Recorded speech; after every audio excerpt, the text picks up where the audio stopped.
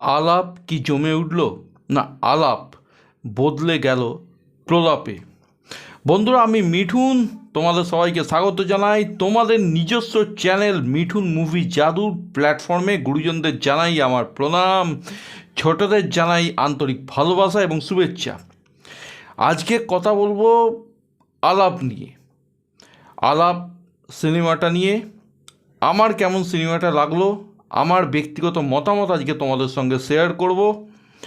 অবশ্যই তোমরাও তোমাদের মতামত আমাকে কমেন্টের মাধ্যমে জানিও।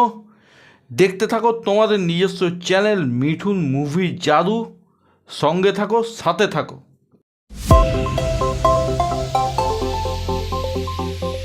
প্রবল তাপপ্রবাহের চোখরাঙানিকে অগ্রাহ্য করে কেউ যদি একটি দুষ্টু মিষ্টি প্রেমের সিনেমা দেখতে যেতে চাও, আলাপ তাদের কাছে একটি পারফেক্ট মুভি বলেই আমার মনে হয়।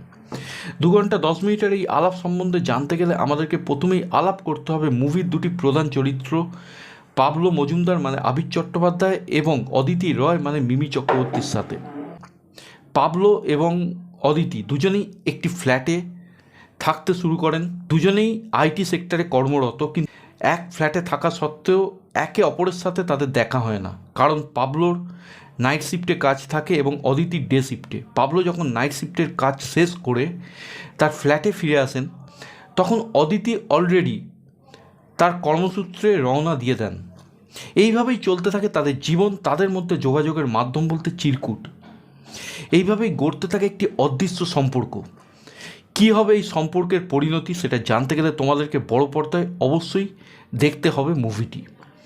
এই মুভিটির ট্রেলারে যা যা দেখানো হয়েছে সেটাই মুভিটির ফার্স্ট হাফে আমার চোখে পড়েছে মূলত, এবং মুভিটির গল্প আমার কাছে ওয়ার্ক করেছে মেনলি সেকেন্ড হাফ থেকে।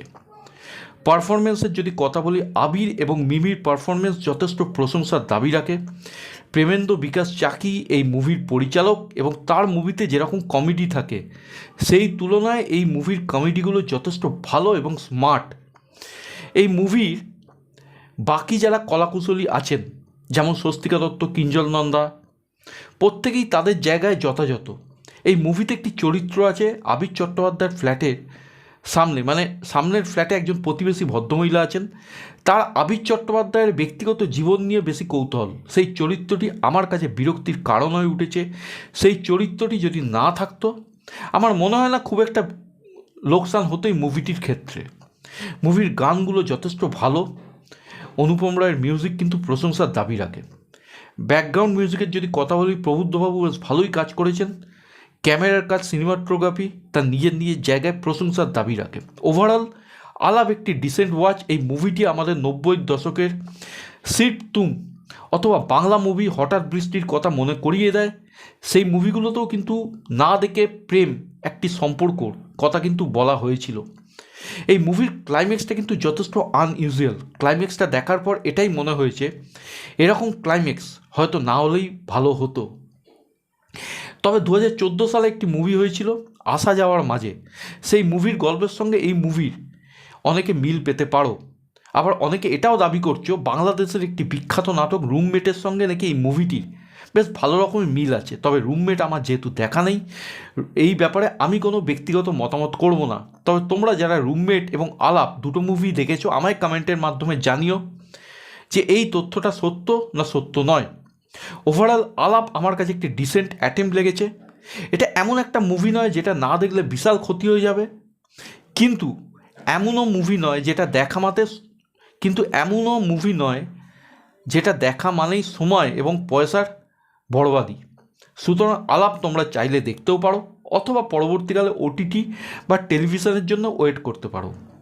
এই ছিল আলাপ নিয়ে আমার ব্যক্তিগত মতামত। তোমরা যারা আলাপ দেখেছো, তোমাদের এই আলাপ কতটা প্রশংসনীয় লাগলো সেটা কিন্তু আমায় কমেন্টের মাধ্যমে জানিও। এবং আজকের ভিডিও কেমন লাগলো সেটাও কিন্তু জানাতে ভুলো না। যদি ভিডিওটা ভালো লাগে ভিডিওটাকে লাইক করো, শেয়ার করো, চ্যানেল বা ভিডিও নতুন হলে সাবস্ক্রাইব করো। এবং শুধু সাবস্ক্রাইব করলে হবে না বন্ধুরা, সাবস্ক্রাইবের সাথে ফার্দার নোটিফিকেশানের সঙ্গে বেল আইকনটাও কিন্তু ক্লিক করতে হবে, যাতে এই রকম গরমাগরম আপডেট তোমাদের কাছে হাতে গরম আমি পৌঁছে দিতে পারি। সকলে ভালো থেকো, সুস্থ থেকো, টেক কেয়ার, বাই বাই।